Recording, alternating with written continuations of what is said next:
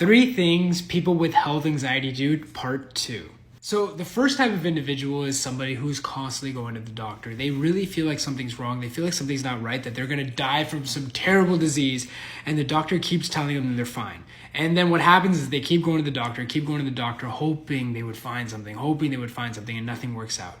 However, there's another type of person who avoids doctors altogether because of the fear of what happens. With the person that's avoiding going to the doctor, they're often convinced themselves that there's some malignant disease that they have because they've searched on the internet and they have just been so convinced that this is exactly it. This is what I have. Oh my God, I don't have much time longer to live.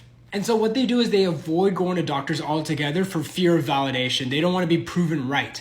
So, well, how do you do this? Well, you just don't go to the doctor. If you don't go to the doctor, technically he doesn't tell you and technically you aren't proven right? But here's the thing, it's very extreme avoidance behavior. One of the best ways to overcome health anxiety is to get everything ruled out, right? It's always the best way. If you want to know the fastest way, is by getting everything ruled out. What often happens is that people, once they get it ruled out once, they still don't really have answers. Doctors just throw them out saying it's anxiety, and they're always trying to find another answer, so they constantly keep going to the doctor.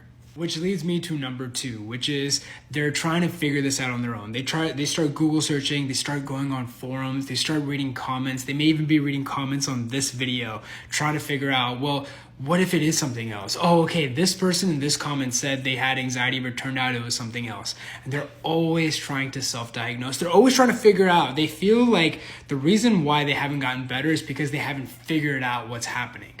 But here's the thing, that's the trick. That's the trick of anxiety. See, anxiety will only stay alive if it has a reason to stay alive. And so if you're searching for something, thinking something's been missed, if you're constantly trying to figure things out, if you're getting frustrated, if you're trying to analyze, well, then anxiety has an excuse to be alive. And if anxiety stays alive, the symptoms stay alive. And this leads me to number 3, which is people with health anxiety are very hyper-aware of every small change in their body. In fact, they're so hyper-aware that even the smallest changes feel very extreme.